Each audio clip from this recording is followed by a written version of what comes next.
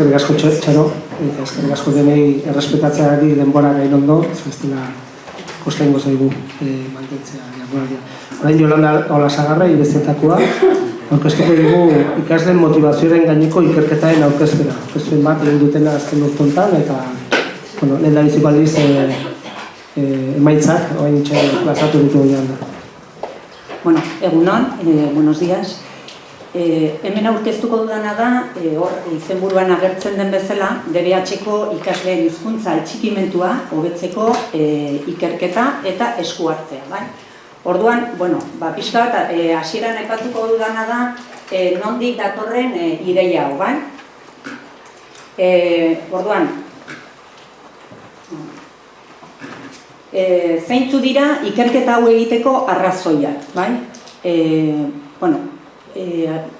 Hor ikusi genuen, ordura arteko ibilbidean ikusi genuena zen gauza batzuk gertatzen ari zirela Euskararen sustapenean ikastetxetara joaten ginen, eta hainbat gauza ikusten genituen eta irakasleengandik ere jasotzen genituen zenbait iritzi, bai? Eta hori kontuan hartu genuen, gero bestalde batetik gure ikasleen hizkuntza ezaugarriak ere kontutan hartu genituen, ordura arte genituen datuak, eta horietan ikusten genuen, gure ikasleak trebeagoak zirela gaitasun pasiboetan, aktiboetan baino, bai?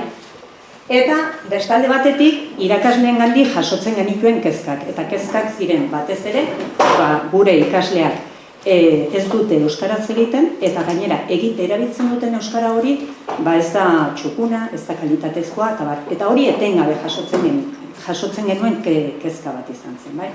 Orduan, kezka horri erantzun nahian, nolabait hasi ginen pixka bat, hemen zerbait egin beharra dago, bai?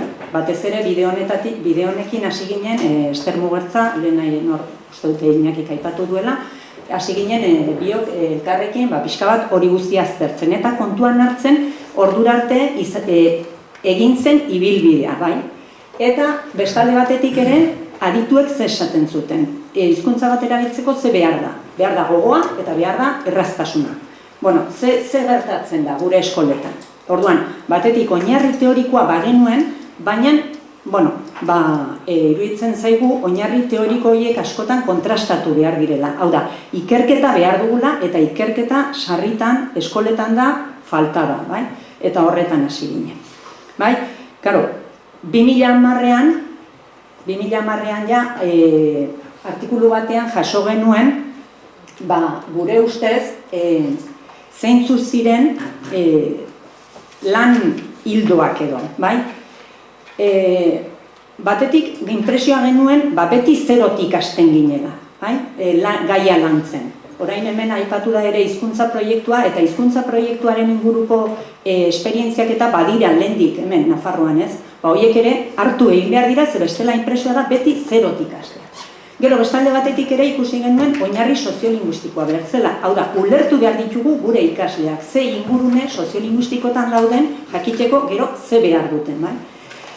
Gero erdigunetik aritzea, zer da hori? Lehen Karmelek aipatu du pixka bat eskolak saretu behar direla, bai. Baina askotan ere irakasleak uzten du bere gela hor, ez dakit nola esan, ez du gehiegi begiratzen gelan egiten duen horri ez dio gehiegi begiratzen, eta hasten da, kanpoko beste gauza batzuk lantzen. Eta, guk horri ikusten genuen pixka bat desenfokea zegoela, eta erdigunea, irakaslearen erdigunea gela zela, bai? Gero, hor pixka bat ere proposatu genuen, edo ikusten genuen beharra, aldaketa metodologikoaren beharra, eta gero lehentasunak, hemen denbora aipatu da. Denbora ongi kudeatzeko lehentasunak jarri behar dira. Hau da, dena ez da importantea, bai?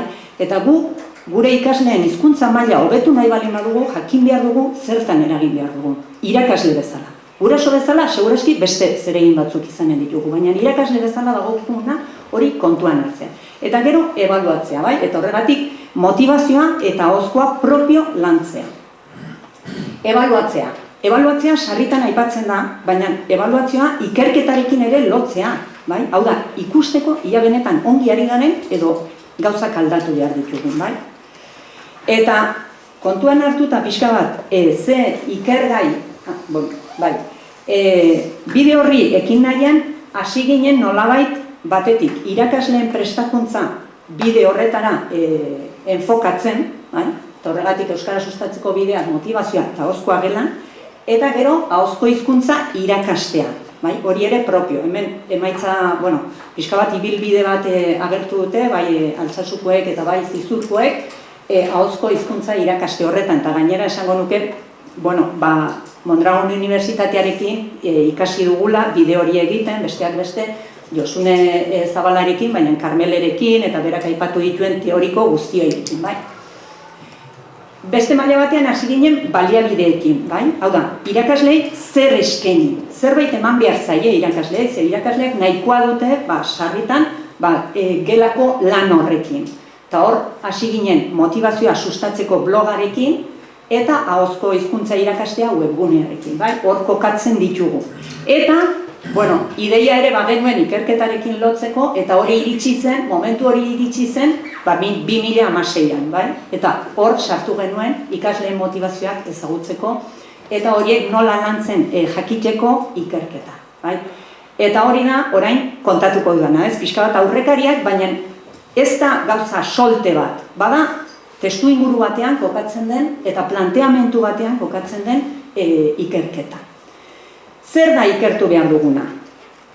Oso gauza zaila, komplikatua, bai? Ikasleen bizipenak, sentimentuak hizkuntzarekiko, kasu honetan euskararekiko. Gaztelaniari buruz ere galdera bada, baina horrekiko, bai? Zergatik, horrek ahalbideratuko duelako, nolabait, ikasle horrek egin dezakeen jarrera aldaketa, bai? Ikerketa gai hau, ikerketa gai honek behar zuen ikerketa kualitatiboa. Ze, behin Txema Mujikari entzun genion bezala, ikasleen bigarren geruza batera iritsi behar dugu. Eta hori sarritan zaila da, bai? Eta horregatik planteatu genuen ikerketa kualitatiboa. Bizipen horiek zehatzeko. Eta, honetan ere, pixkat ausartak izan ginen, eta gainera nahi genuen, eskuartze baten ondorioa ere, eta horren eragina ikertzea. Eta horregatik da sinkronikoa eta diakronikoa, hau da, momentu bateko argazkia, baina baita gero denboran ia aldaketa ikusten da. Hemen ikusten dituzue pixka bat ikerketa kualitatibo horren faseak. Lehenengoa da irakasleen prestakuntza, hau da, parte hartu behar zuten ikastetxe horietako irakasleei prestakuntza eskaini genien, esateko, hau da egin behar duzuena, hau ez, hau bai, nolabait guzti hori bideratu, bai? Hor jaso genuen lehenengo erregistroa. Gero, esku hartzea, bigarren erregistro berbera zen, hau da, galdetegi berbera bete zuten bi aldiz irakasleek, bete zuten Google inprimakien bidez, beraien hitzekin idatzi egin behar zuten ordenadoretan, hor oso garbi esan zitzaien irakasleei lasak ez hitz egiteko eta gainera ez kezkatzeko atxeak ongi jartzen zituzten eta lasai hitz egiteko. Eta gero irakasleen eztabaida taldea. Hemen dituzue. Orduan, bi erregistroen arteko aldea hori da azterketa diakronikoa. Hemen dituzue parte hartu duten irakasle guztiek, zerrendan hasierako argazkian ere agertzen dira gehienak, bakarren bat falta zaigu, eta ikastetxeak. 12 ikastetxek parte hartu zuten, ikastetxek saiatu ginen D eredua dauden edo euskal eredua dauden ikastetxek tipologia desberdinetako ikastetxeak errepresentatuak egotea, eta, hor, bai itunduak, bai publikoak, bai D eredua bakarrik dutenak, bai A eta D edo beste eredu batzuk ere dituztenak, eta pixka bat, Nafarroko geografia ere kontuan hartuta, dana zehatzen, bai? Eta orain, pixka bat, ondorioak aipatuko ditu, bai? Informazio guztian jaso ondoren 253 ikaslek bete zuten galdetegia 2 aldiz. 3 hilabeteko epe batean. Eta ondorioak 3 kategoriatan biltzen dira nabarmen. Lehenengoa da hizkuntzarekiko atxikimentua, hizkuntza gaitasuna, oso garbi azaltzen da, eta barne gatazka, bai? Atxikimentua, bai? Ikasleek oroar atxikimentu ona dute. Hemen dituzue, ikasleek betetako berbatinak esaten zaie, hauek, hitzak. Atxikimentu ona dute, baina ikusi dugu atxikimentu hori haur garaian egindako atxikimentua dela, haur eta lehen hezkuntzan egindakoa, familia eta eskolan, tipologia ezberdinetako ikasleak ditugu, baina atxikimentu hori ez da nahikoa erabilerara jauzi egiteko. Beraz, hemen aipatu diren zenbait gairi nolabait erantzunak bilatzeko aurrera egin beharko genuke.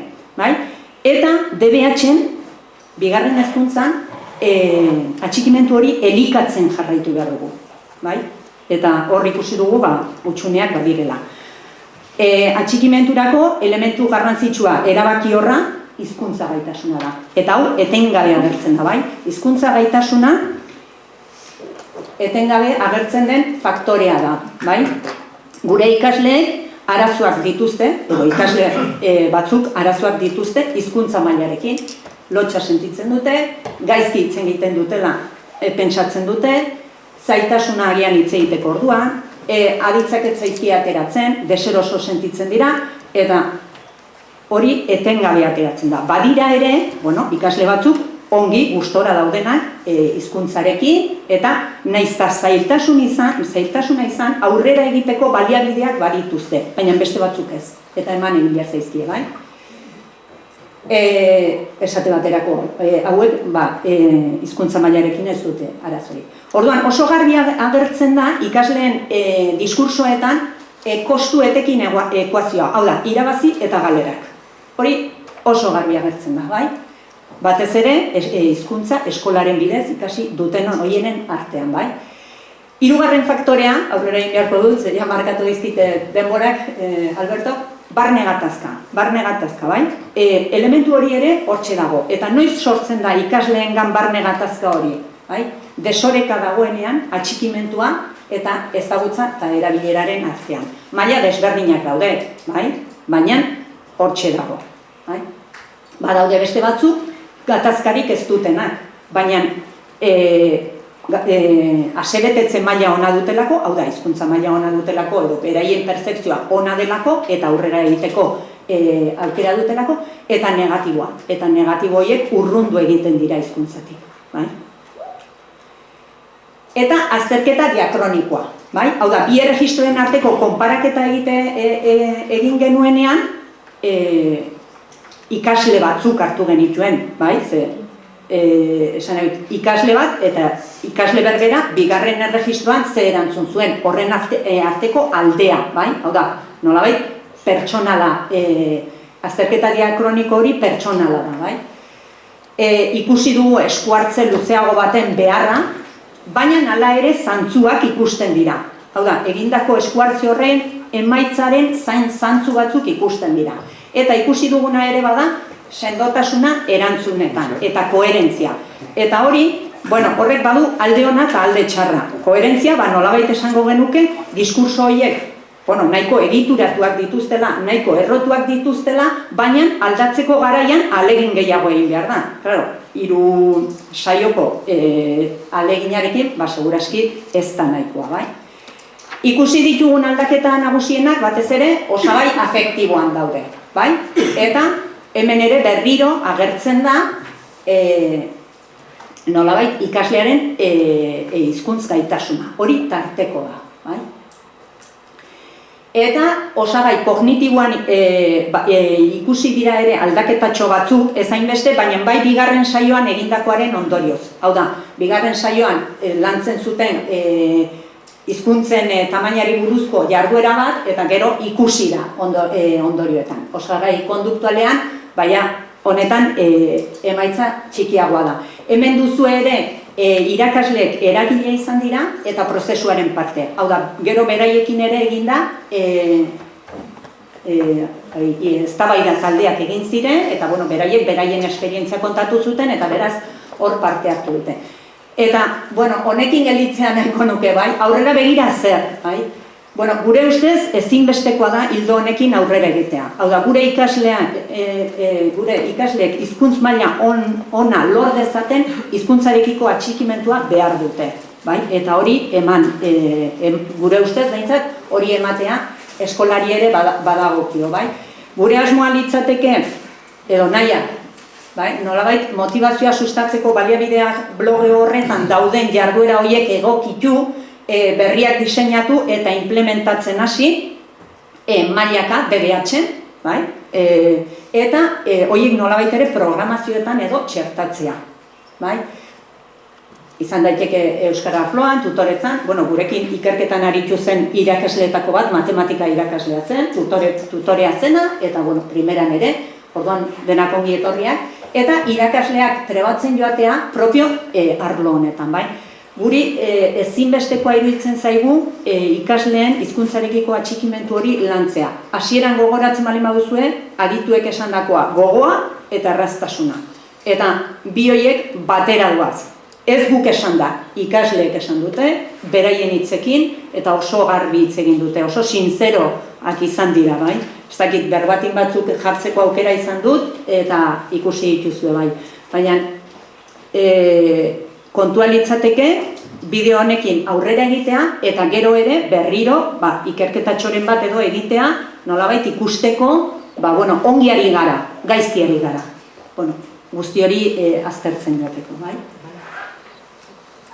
Beraz, nire aldetik eskerrik asko ikerketan parte hartu duten irakasle guztiei, ikasleei ere, ikasleek ere galdetzen zuten, eta hau zertarako da, zergatik egin behar dugu, eta holakoak, eta ikastetxe, beraien laguntzari gabe eta prestutasunik gabe ezin izan honen genuen hau burutu. Eta pixka bat gogoraraztea nolabait testu ingurua zein den, eta zergatik egin den eta zertarako ikerketa.